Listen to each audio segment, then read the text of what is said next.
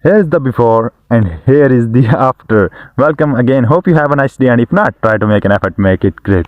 Today we will talk about that how to edit, my friend, portrait photos in the Google Photos.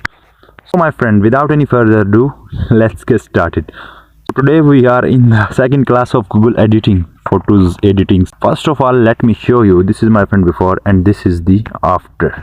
So my friend, we will edit that again from start. Now I am cancelling that, discard that. Now my friend, it is the original one photo, so simply tap on second, click edit. First of all, I am going to the adjustment, so I am increasing its brightness because my friend, its exposure is too much low, because so I am increasing brightness something like this. 92 is good for me. Now I'm decreasing the contrast, so something like 90 94. Now my friend, white point.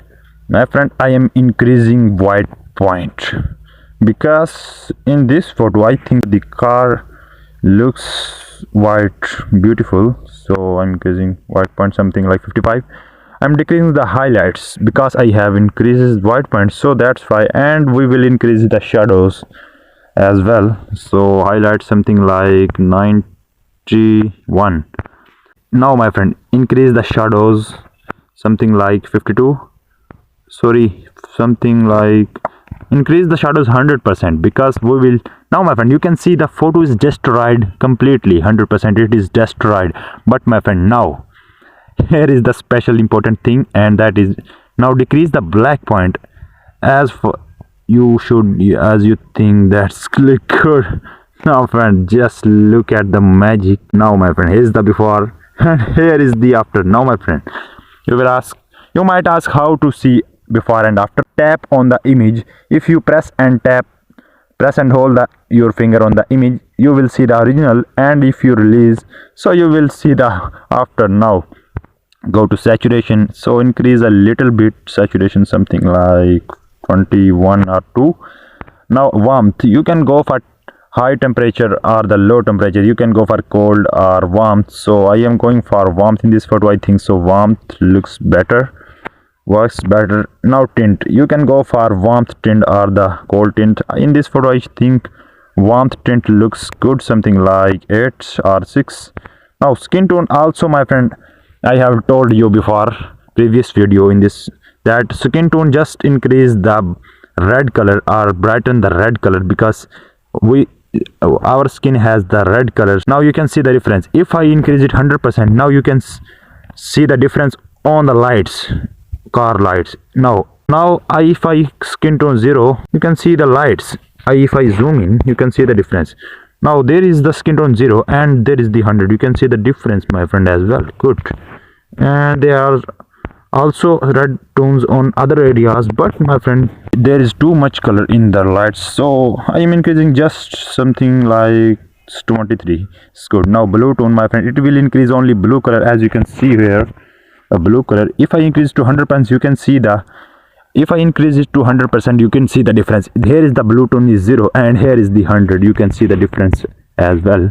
Here is the before and here is the after. Now I increase the blue tone something like 15 or 25 or 21.